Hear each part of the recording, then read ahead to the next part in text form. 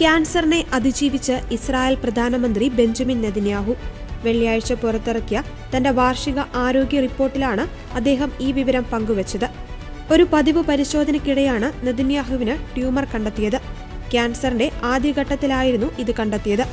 ഏകദേശം 2.5 മാസം മുമ്പ് ജെറുസലേമിലെ ഹദസ ഹോസ്പിറ്റലിൽ വെച്ച് അദ്ദേഹം റേഡിയേഷൻ തെറാപ്പിക്ക് വിധേയനായി.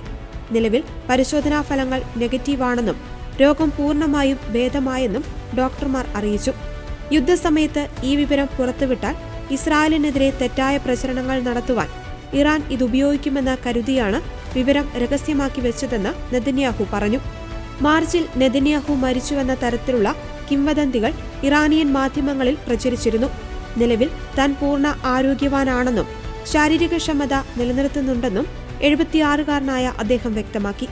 2023 നെതന്യാഹുവിന് pace maker ഘടിപ്പിച്ചിരുന്നു.